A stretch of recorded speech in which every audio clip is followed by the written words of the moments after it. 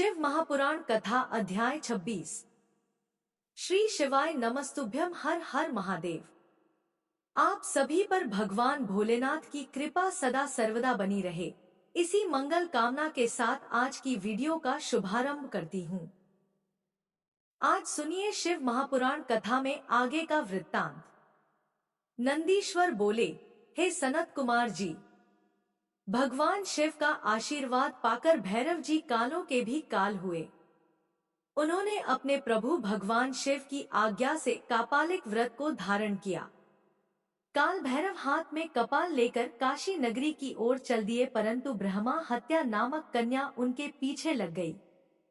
एक दिन जब काल भैरव कापालिक वेश धारण करके भगवान नारायण के स्थान पर गए, तब त्रिनेत्रधारी भगवान शिव के भैरव रूप को आता हुआ देखकर सब देवताओं व ऋषि मुनियों ने हाथ जोड़कर उन्हें प्रणाम किया और उनकी स्तुति करने लगे।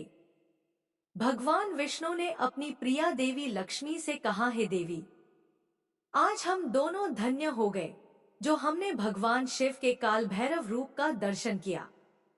इन्हीं ने इस पृथ्वी को धारण कर रखा है। यह भगवान शिव ही शरणागतों को शांति प्रदान करने वाले तथा सभी तत्वों से युक्त हैं। यही सब प्राणियों के अंतर्यामी और अपने भक्तों को सब कुछ प्रदान करने वाले और उनकी कामनाओं को पूरा करने वाले हैं।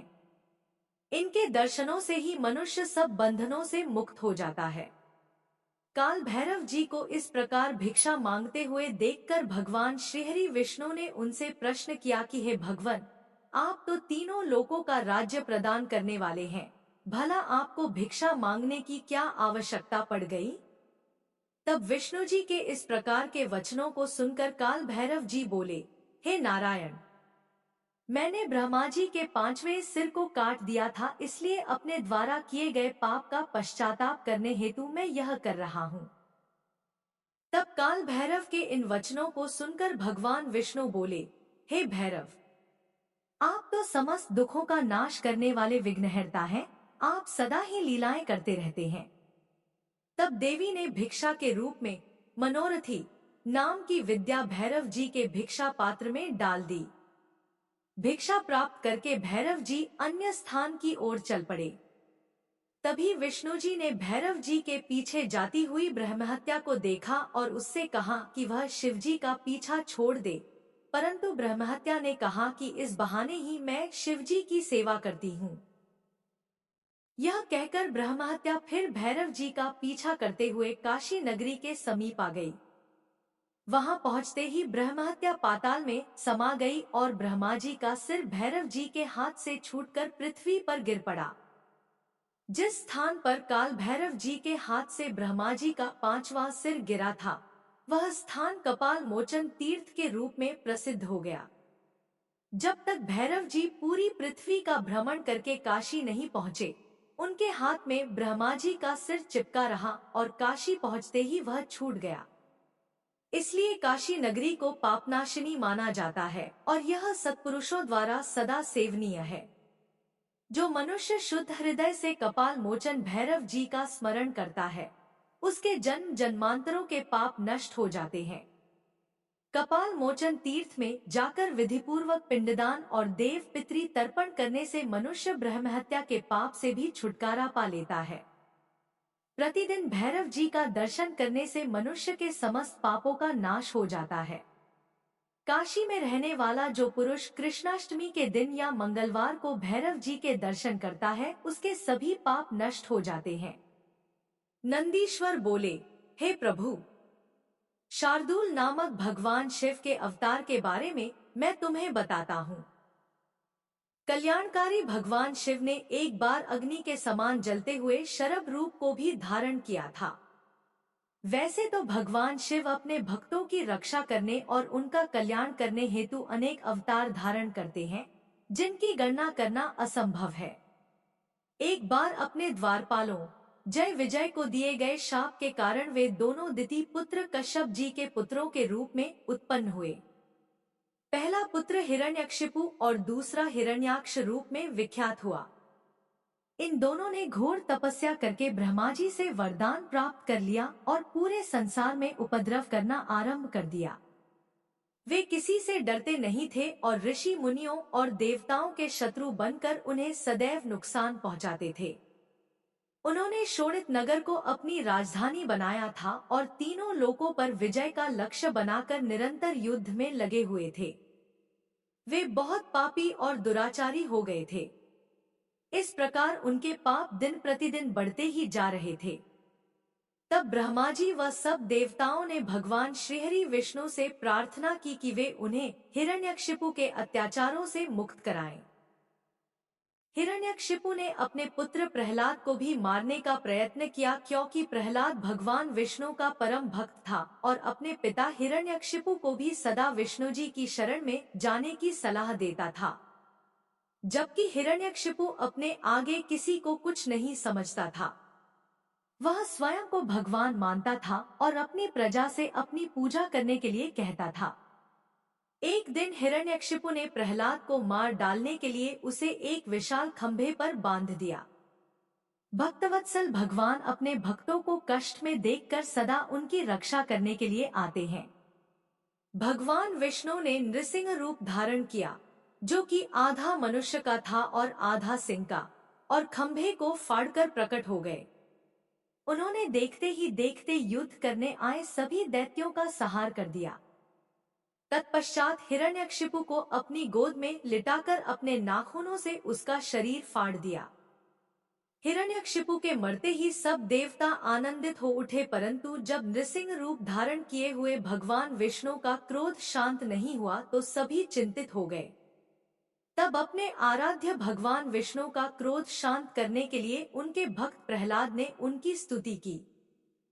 प्रहलाद की स्तुति से प्रसन्न होकर विष्णु जी ने उन्हें गले से लगा लिया, परंतु फिर भी उनके क्रोध की ज्वाला शांत नहीं हुई। तब सब देवता भक्तवत्सल कल्याणकारी भगवान शिव की शरण में गए और उनसे विष्णु के क्रोध को शांत करने की प्रार्थना की।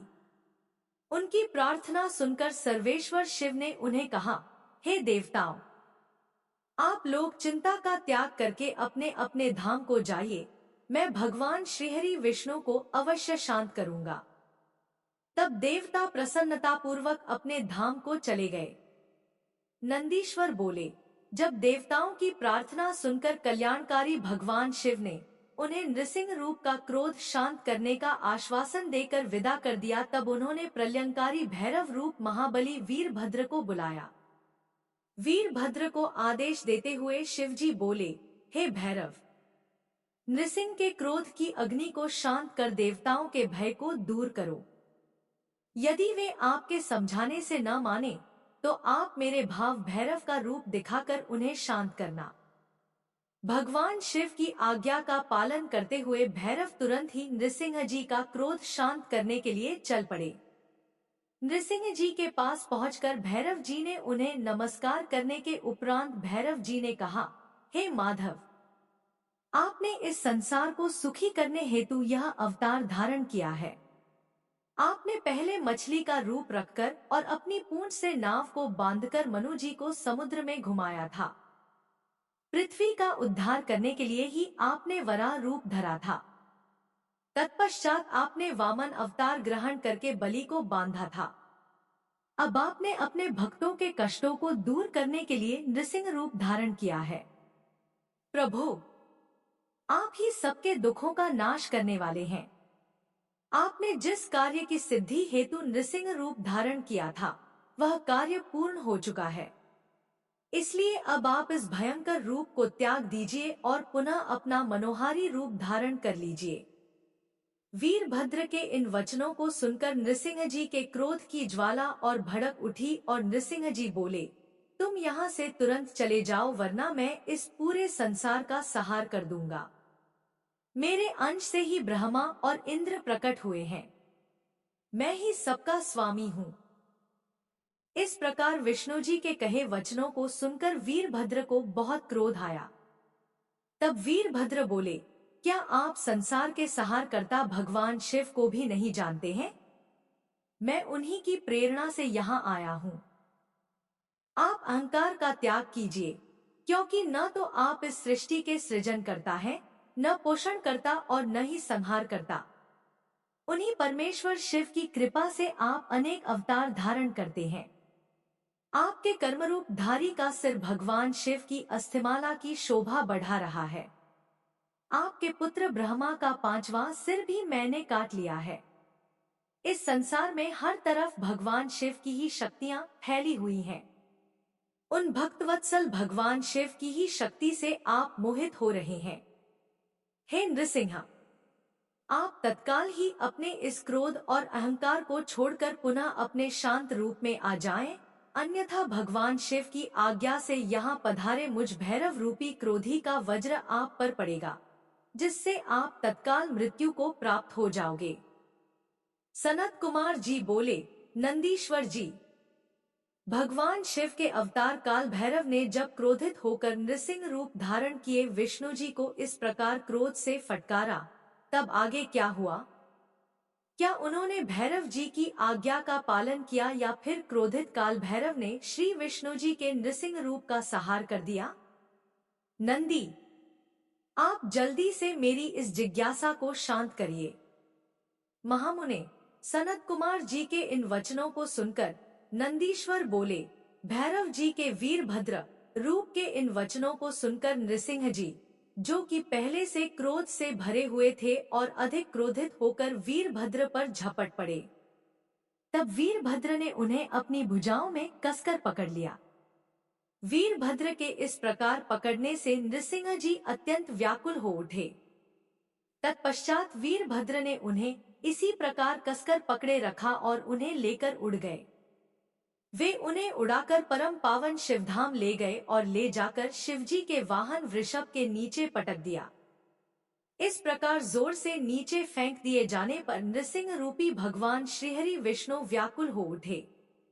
यह देखकर सभी देवता और ऋषिमुनि देवाधिदेव भगवान शिव की स्तुति करने लगे। भगवान शिव की माया से ग्रसित होकर भगवान श्रीहरि विष्णु का शरीर भय से कांपने लगा। भयभीत होकर विष्णु जी नृसिंह अवतार में त्रिलोकीनाथ भगवान शिव की स्तुति करने लगे। वे प्रभु के सामने नतमस्तक होकर खड़े हो गए। नृसिंह भगवान परमेश्वर शिव से परास्त हो गए। उनकी शक्तियां क्षीण हो गईं। वीरभद्र भैरव ने नृसिंह की सभी शक्तियों पर अपना अधिकार स्थापित कर लिया। सभी देवता हाथ जोड़कर कल्याणकारी भगवान शिव के यश का गान करने लगे। तब देवताओं द्वारा की गई स्तुति से प्रसन्न होकर महेश्वर शिव बोले, हे देवताओं, अब आपको घबराने अथवा भयभीत होने की कोई आवश्यकता नहीं है। वीरभद्र भैरव द्वारा इस प्रकार विष्णु जी के नृसिंह रूप को पराजित करना एक लीला मात्र है। इससे भगवान श्रीहरि विष्णु की महत्ता पर कोई प्रभाव नहीं पड़ेगा। मेरे सभी भक्त मेरे साथ साथ विष्णु जी की भी आराधना किया करेंगे।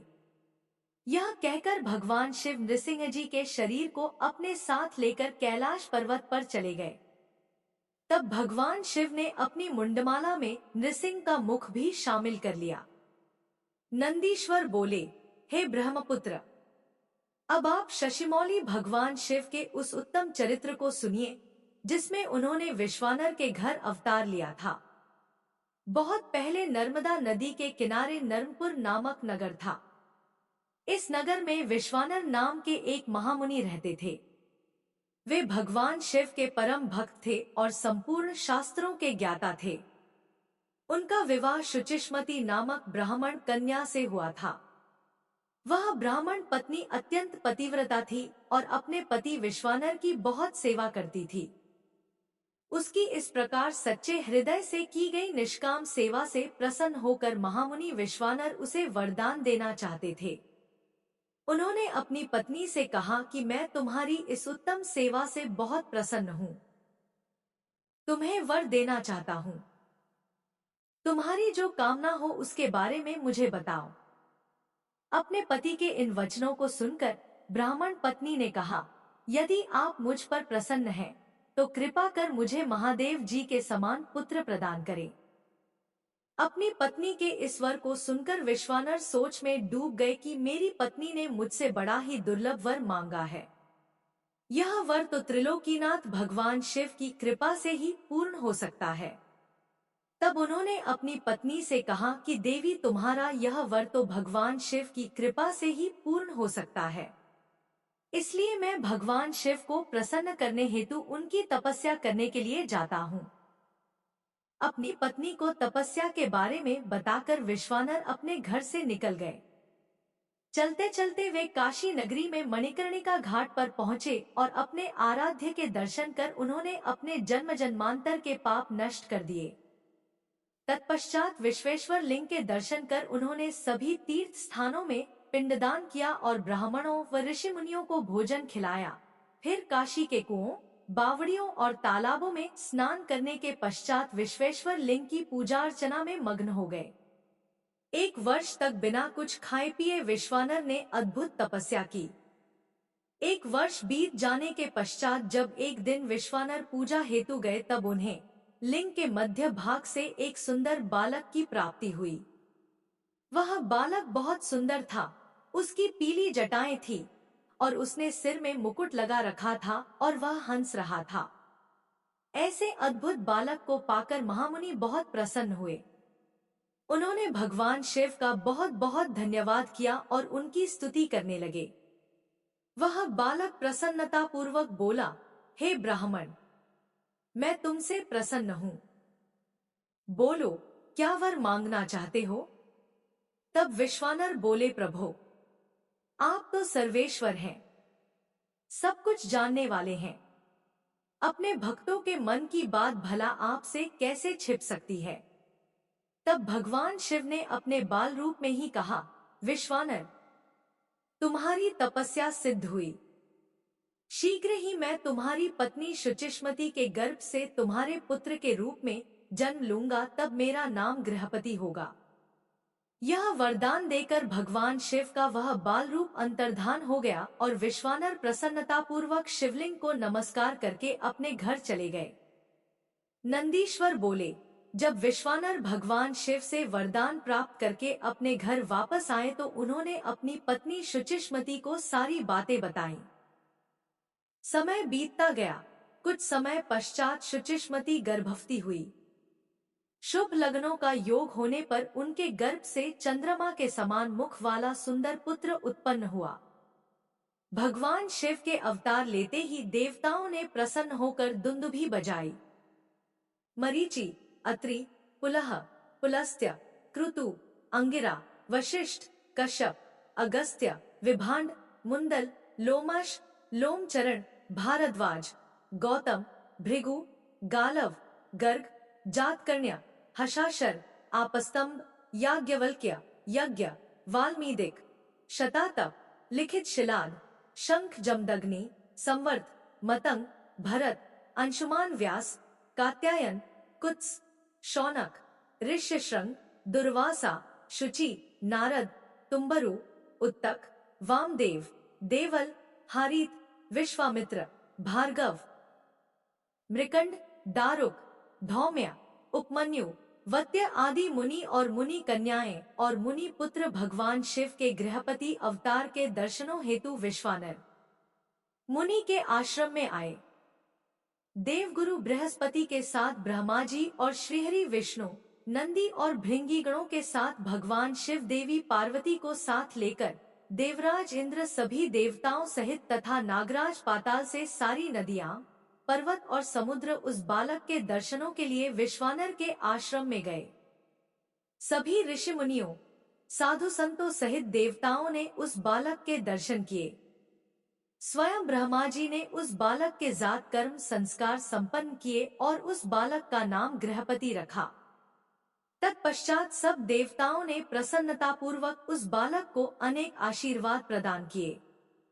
तब सब देवता शुचिष्मति और विश्वानर मुनि के भाग्य की प्रशंसा करते हुए अपने अपने धाम को चले गए। मुनि विश्वानर और उनकी पत्नी उस बालक का लालन पालन करने लगे तथा समय समय पर होने वाले संस्कार संपन्न करने लगे। गृहपति जब 5 वर्ष का हो गया तब उन्होंने उसका यज्ञोपवीत कराया। बालक गृहपति जिज्ञासु प्रवृत्ति का था। उसने अतिशीघ्र ही अपने पिता से सब वेदों का ज्ञान प्राप्त कर लिया। जब बालक 9 वर्ष का हुआ तो देवर्षि नारद उनके घर पधारे। मुनि विश्वानर ने उनसे अपने पुत्र के भाग्य के विषय में जानना चाहा। तब नारद जी बोले, मुनि, आपका पुत्र बड़ा भाग्यवान और वैभवशाली है, परंतु 12 वर्ष का होने पर इसे अग्नि और बिजली से खतरा उत्पन्न हो सकता है। इसलिए आपको अपने पुत्र को अग्नि और बिजली के करीब नहीं जाने देना चाहिए। ऐसे वचन कहकर देवर्षि नारद उस बालक को अपना आशीर्वाद देकर वहां से चले गए। नंदीश्वर बोले, हे महामुने, जब इस प्रकार की बातें बताकर देवर्षि नारद वहां से चले गए, तब उनके वचनों से देवी शुचिष्मति और विश्वानर को बहुत दुख पहुंचा और वे दोनों बड़े जोर जोर से रोने लगे। शोक में रोते हुए वे दोनों मूर्छित हो गए। फिर पहले तो मुनि विश्वानर वे ने अपने को संभाला, फिर अपनी पत्नी को समझाते हुए बोले, देवी, इस प्रकार रोकर कुछ भी नहीं होगा, इसलिए तुम इस प्रकार रोना बंद करो।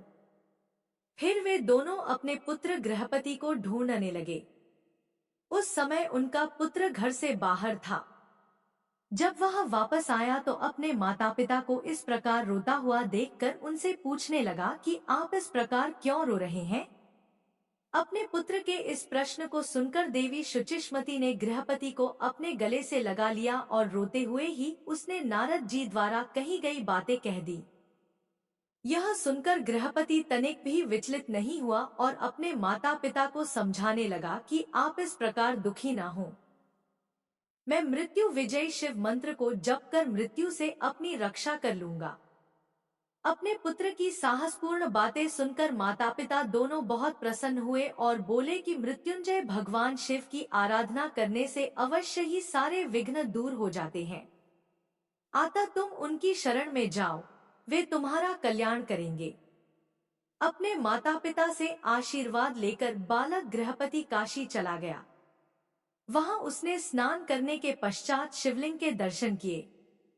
विश्वेश्वरलिंग का दर्शन करने के पश्चात उसे बहुत प्रसन्नता हुई और वह अपने को भाग्यशाली मानने लगा कि उसे प्रभु के दर्शन हो गए। तब उसने वहीं एक शिवलिंग स्थापित किया। वह प्रतिदिन उस लिंग को 108 घड़ों में गंगाजल भरकर स्नान कराता था और फिर विधिपूर्वक उनकी आराधना करता था। उसका मन सदा ही शिव चरणों का स्मरण करता रहता था। धीरे धीरे समय बीतता गया। गृहपति ने 12वें वर्ष में प्रवेश किया। नारद जी की वाणी को सिद्ध करते हुए देवराज इंद्र गृहपति के सामने प्रकट हुए। इंद्र ने कहा कि बालक मांगो, क्या मांगते हो। तब इंद्र की बात सुनकर गृहपति ने उन्हें नमस्कार किया और बोला, प्रभु, मैं आपसे नहीं, भगवान शिव से वरदान मांगना चाहता हूँ। आप चले जाइए। मैं शिवजी के अलावा किसी अन्य से कुछ नहीं मांग सकता, क्योंकि शिव ही मेरे आराध्य हैं और मैं उन्हीं का भक्त हूँ। गृहपति के इन वचनों को सुनकर इंद्रदेव क्रोध से तमतमा उठे। उन्होंने अपना वज्र निकाल लिया। उनके हाथ में वज्र देखकर बालक को अपने पिता द्वारा बताई गई बात याद आ गई और वह डर से मूर्छित होकर गिर पड़ा। यह देखकर भक्तवत्सल भगवान शिव देवी पार्वती सहित तुरंत वहां प्रकट हो गए। जैसे ही उन्होंने गृहपति को छुआ वह उठ खड़ा हुआ।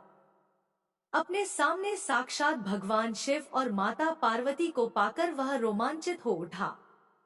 उनका रूप करोड़ों सूर्य के समान प्रकाशित हो रहा था।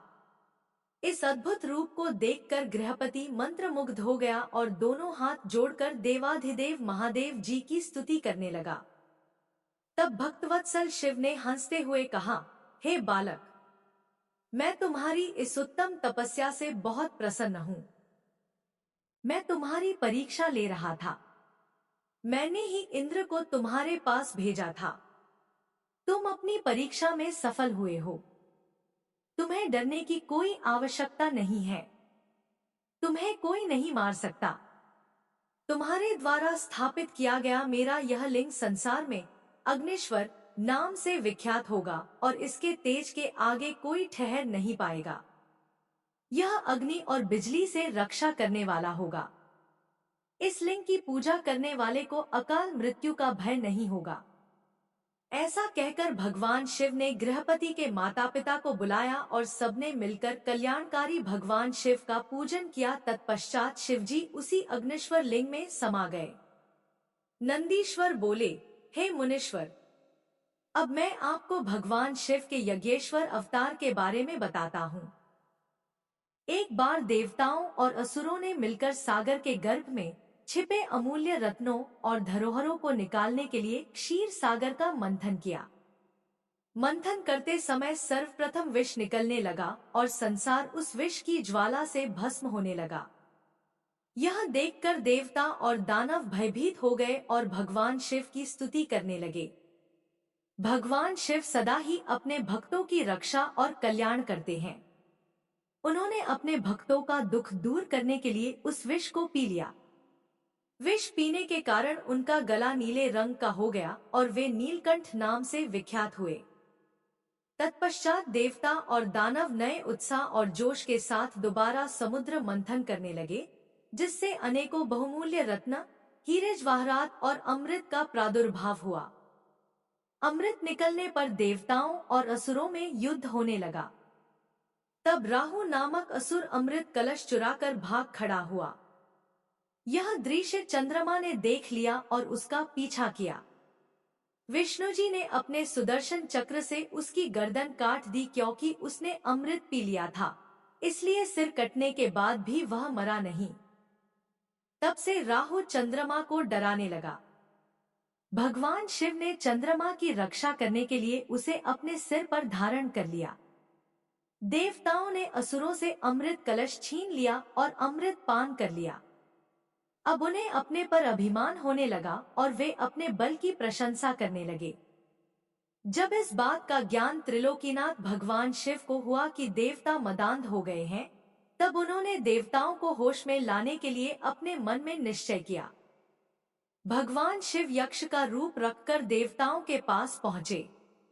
देवता उनसे अपने बल की प्रशंसा करने लगे।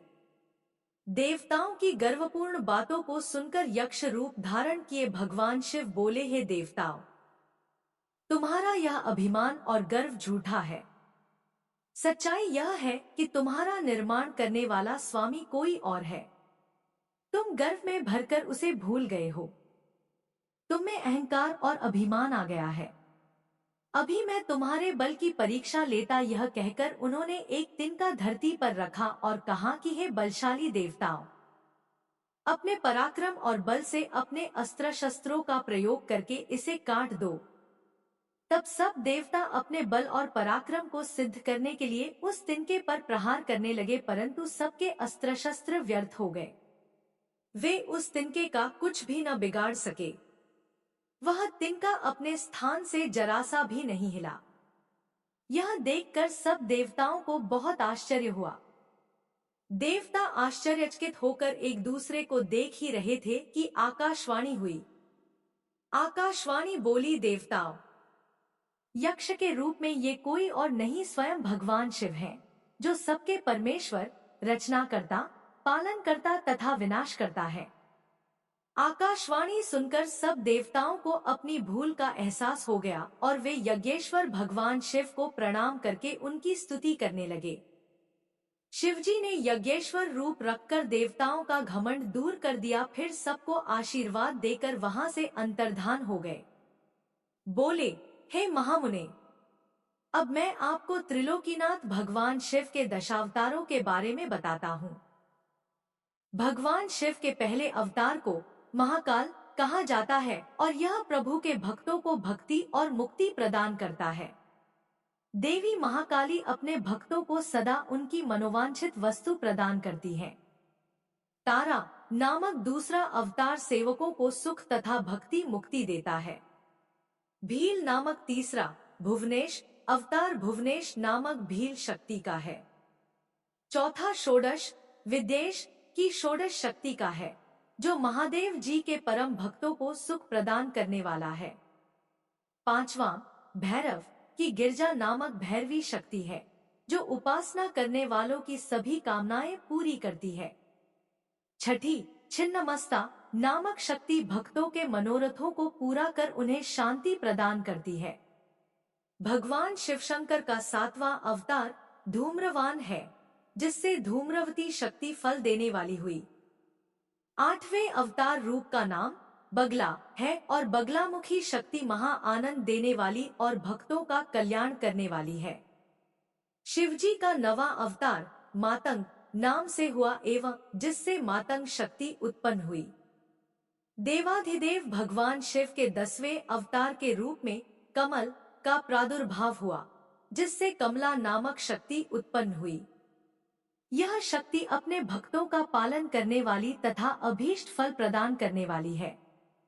त्रिलोकीनाथ कल्याणकारी भगवान शिव द्वारा लिए गए ये 10 अवतार सज्जन पुरुषों एवं उनके परम भक्तों को सदा सुख प्रदान करने वाले हैं। भक्तवत्सल भगवान शिव इन अवतारों द्वारा अपनी भक्ति में लीन रहने वालों को अपनी सच्ची भक्ति और मुक्ति प्रदान करते हैं। देवाधिदेव महादेव जी द्वारा धारण किए गए ये 10 अवतार तंत्र शास्त्र से संबंधित है। ये 10 अवतार अद्भुत हैं एवं इनकी महिमा दिव्य है। भगवान शिव की ये 10 शक्तियां शत्रु को मारने के कार्य में प्रयुक्त होती हैं।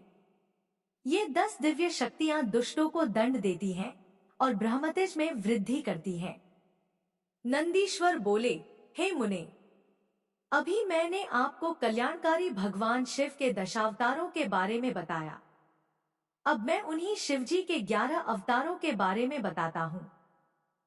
इन्हें सुनने से असत्य के दोषों से उत्पन्न होने वाली बाधा दूर हो जाती है। पूर्व समय में एक बार देवराज इंद्र अपनी नगरी अमरावती को छोड़कर चले गए। यह देखकर उनके पिता कश्यप ऋषि को बहुत दुख पहुंचा। मुनि कश्यप भगवान शिव के परम भक्त थे। उन्होंने इंद्र को बहुत समझाया और स्वयं काशी नगरी आ गए। वहां उन्होंने पवन पावन गंगा जी में स्नान के पश्चात विश्वेश्वर लिंग के दर्शन किए और उसी के पास एक अन्य शिवलिंग की स्थापना की। उस लिंग की स्थापना कश्यप मुनि ने देवताओं के हितों के लिए की थी। फिर वे उस शिवलिंग की नित्य विधि पूर्वक पूजा अर्चना करने लगे और तपस्या में लीन रहने लगे। इस प्रकार दिन बीतते गए। एक दिन प्रसन्न होकर भगवान शिव प्रकट हुए और बोले, हे मुनि कश्यप, मैं आपकी आराधना से प्रसन्न हूँ। मांगो, क्या मांगना चाहते हो? मैं तुम्हारी इच्छा अवश्य पूरी करूंगा। तब भगवान शिव के वचन सुनकर कश्यप मुनि बहुत प्रसन्न हुए और महादेव जी की स्तुति करने लगे। फिर बोले, हे भगवान, मैं अपने पुत्र के दुख से बहुत दुखी हूँ। आप मेरे पुत्र का दुख दूर कीजिए। आप मेरे घर में मेरे पुत्र के रूप में उत्पन्न होकर मुझे सुख प्रदान कीजिए। कश्यप मुनि के वर को सुनकर शिवजी ने तथास्तु कहा और वहां से अंतर्धान हो गए। तब कश्यप मुनि भी प्रसन्नतापूर्वक अपने घर वापस आ गए। उन्होंने सब देवताओं को अपने वरदान के बारे में बताया, जिसे जानकर सब देवता बहुत प्रसन्न हुए। भगवान शिव अपने द्वारा दिए गए वरदान के फलस्वरूप कश्यप मुनि के यहाँ उनके पुत्र के रूप में जन्मे। कश्यप मुनि ने प्यार से उनका नाम सुरभि रखा। सुरभि के जन्म पर बड़ा उत्सव हुआ।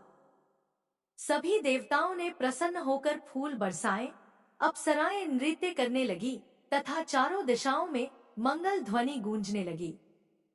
देवताओं ने कश्यप मुनि को बहुत बहुत बधाई दी। तत्पश्चात सुरभि के बड़े होने पर उनसे कपाली, पिंगल, भीम विरूपाक्ष, विलोहित, शास्ता, अजपाद, आपिर्बुद्ध्य, शंभु, चंड तथा भव नामक 11 रुद्रों ने जन्म लिया। इन 11 रुद्रों ने देवताओं की रक्षा करने तथा उनका हित करने हेतु अनेकों असुरों का वध किया। फिर उन्होंने दैत्यों द्वारा अधिकृत किया स्वर्ग का राज्य वापस ले लिया और उस पर फिर से देवराज इंद्र का राज्य हो गया। ये 11 रुद्र आज भी देवताओं की रक्षा करने के लिए स्वर्ग में विराजमान रहते हैं। नंदीश्वर बोले, हे महामुने, परम तेजस्वी तपस्वी महर्षि अत्रि, जो देवी अनुसुईया के पथे ब्रह्मा जी की आज्ञा से ऋक्षकुल नामक पर्वत पर, जो कि विंध्याचल के पास में स्थित था, पुत्र की कामना से घोर तपस्या की। उनकी तपस्या दिन प्रतिदिन और भीषण होती जा रही थी। जिससे तेज अग्नि की ज्वाला प्रकट हुई और उससे सब लोग जलने लगे। तब सब देवताओं ने मिलकर ब्रह्मा जी से प्रार्थना की। ब्रह्मा जी सब देवताओं को साथ लेकर भगवान श्रीहरि विष्णु की शरण में गए। वहां उन्होंने विष्णु जी को महर्षि अत्रि की तपस्या से उत्पन्न ज्वाला के विषय में बताया। तब श्रीहरि बोले कि परमेश्वर भगवान शिव ही इस समस्या को दूर कर सकते हैं, इसलिए हमें उनकी शरण में जाना चाहिए। तत्पश्चात श्रीहरि ब्रह्मा जी व अन्य देवताओं को साथ लेकर भगवान शिव की शरण में गए। कैलाश पर्वत पर पहुंचकर सबने त्रिलोकीनाथ भगवान शिव को नमस्कार किया और उनकी स्तुति करने लगे। उन्होंने महादेव जी को अत्रि मुनि की तपस्या के बारे में बताया।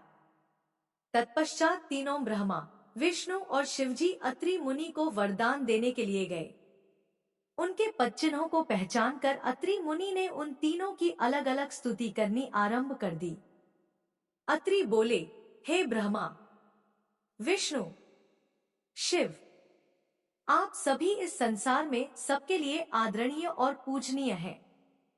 आप सबके ईश्वर हैं और इस सृष्टि का सृजन, रक्षा और विनाश करने वाले हैं। भगवान, मैंने तो पुत्र प्राप्ति हेतु भगवान शिव का पूजनाराधन किया था, परंतु आप तीनों के एक साथ दर्शन पाकर मैं धन्य हो गया हूँ। प्रभु, मुझे मेरा इच्छित वरदान दीजिए। मुनि अत्रि की प्रार्थना सुनकर त्रिदेव बोले, हे महामुने, हम तुम्हारी उत्तम तपस्या से प्रसन्न हैं। हम तीनों देवता एक समान ही हैं और हमें एक ही अंश है। हमारे वरदान से तुम्हारे 3 पुत्र होंगे, जो हम तीनों के अंश होंगे। यह कहकर ब्रह्मा, विष्णु और शिव वहां से अंतर्धान हो गए। अत्रि मुनि वरदान पाकर खुशी से झूम उठे और वापस अपने आश्रम में चले गए। वहां पहुंचकर उन्होंने अपनी पत्नी अनुसुईया को वरदान के विषय में बताया, जिसे सुनकर वे भी हर्षित हो उठीं। समय बीतता गया। निर्धारित समय पर देवी अनुसुईया ने 3 पुत्रों को जन्म दिया, जो कि स्वयं भगवान शिव, ब्रह्मा और विष्णु का अंश थे। ब्रह्मा जी के अंश से चंद्रमा, विष्णु जी के अंश से दत्त तथा भगवान शिव के अंश से दुर्वासा जी की उत्पत्ति हुई। दुर्वासा जी ने सूर्यवंश में उत्पन्न राजा अम्बरीश, जो कि सप्तद्वीप के स्वामी थे, की परीक्षा ली। एक दिन राजा अम्बरीश ने एकादशी का व्रत रखा। तब दुर्वासा जी अपने शिष्यों को साथ लेकर उनके राजमहल में गए। उधर अम्बरीश ने सब ब्राह्मणों भोजन कराने के उपरांत जैसे ही जल पिया, दुर्वासा ऋषि वहां पहुंचकर उन पर नाराज होने लगे। दुर्वासा ऋषि बोले, राजन, हमें निमंत्रण देकर बुलाने पर भी आपने हमारा इंतजार नहीं किया और हमें भोजन कराने से पहले ही जल पी लिया। अब तुम्हें अपनी करनी का फल अवश्य भुगतना होगा। यह कहकर दुर्वासा जी ने राजा अम्बरीश को शाप से भस्म करना चाहा, परंतु उसी समय उनकी रक्षा हेतु सुदर्शन चक्र आ गया और वह दुर्वासा मुनि को ही जलाने लगा। तभी आकाशवाणी हुई कि दुर्वासा जी, अम्बरीश भगवान शिव का अंश है। यह सुनकर सुदर्शन चक्र शांत हो गया। तब राजा अम्बरीश ने दुर्वासा जी के चरण पकड़ लिए और उन्हें उत्तम भोजन कराकर विदा किया। एक बार दुर्वासा जी ने मर्यादा पुरुषोत्तम श्रीराम की परीक्षा ली। उन्होंने श्रीराम से कहा कि आपके और हमारे बीच होने वाली बात में कोई बीच में न आए। जब वे दोनों एकांत में बैठकर वार्तालाप कर रहे थे, लक्ष्मण वहां चले आए। तब रामचंद्र जी ने अपने प्रण के अनुसार अपने भाई लक्ष्मण का त्याग कर दिया। उनकी दृढ़ता से दुर्वासा मुनि प्रसन्न हुए और उन्हें आशीर्वाद देकर वहां से अपने स्थान को चले गए। इसी प्रकार एक बार उन्होंने श्री कृष्ण जी की भी परीक्षा ली थी। जब भगवान विष्णु ने कंस का वध करने के लिए कृष्णावतार लिया, उस समय उनकी प्रसिद्धि चारों ओर फैल गई। वे ब्राह्मणों को प्रेम भाव से जिमाते थे। उनकी ख्याति के कारण एक बार दुर्वासा जी कृष्ण की परीक्षा लेने के लिए पहुंच गए। उनकी सेवा से प्रसन्न होकर उन्होंने कृष्ण को वज्र के समान शरीर होने का वरदान प्रदान किया। एक बार द्रौपदी ने दुर्वासा जी को स्नान करते देखकर उन्हें वस्त्र दान किया था। तब उसके फलस्वरूप दुर्वासा जी ने उन्हें वरदान दिया था कि जब तुम पर विपत्ति आएगी तो यह वस्त्र बढ़कर तुम्हारी रक्षा करेगा, और दुर्योधन द्वारा किए गए चीरहरण के समय उसी वरदान ने उनकी रक्षा की थी। इस प्रकार मुनि दुर्वासा ने अनेक वरदानों से प्राणियों की रक्षा की। नंदीश्वर बोले, हे महामुने, एक समय की बात है, भगवान शिव, जो कि महान लीलाधारी हैं, भगवान श्रीहरि विष्णु का मोहिनी रूप देखकर उन पर मोहित हो गए। कामदेव के बाणों से आहत होकर रामचंद्र जी के कार्यों को सिद्ध करने हेतु उन्होंने अपना वीर्यपात कर दिया। तब उस वीर्य को पत्ते पर रखकर सप्तऋषियों ने देवी अंजनी के कान में पहुंचा दिया। समय आने पर देवी अंजनी गर्भवती हुई और उन्होंने महाबली और पराक्रमयुक्त वानर रूपी शरीर वाले हनुमान को जन्म दिया। बाल्यकाल में हनुमान बड़े ही वीर व पराक्रमी थे। वे बहुत चंचल भी थे। बाल लीला में उन्होंने सूर्य को फल समझकर निगल लिया था और देवताओं की विनती पर उसे मुक्त किया। यह जानने के बाद कि हनुमान भगवान शिव के अंश से जन्मे हैं, सबने उन्हें अनेक वरदान व आशीर्वाद प्रदान किए। सूर्यदेव की कृपा से उन्हें सारी विद्याएं प्राप्त हुई। बालपन से ही हनुमान के हृदय में श्री राम का निवास था। भक्ति भावना से उनकी आराधना और सेवा करना के ही उनका ध्येय था। उन्होंने श्री राम की सेवा हेतु अपना घर त्याग दिया।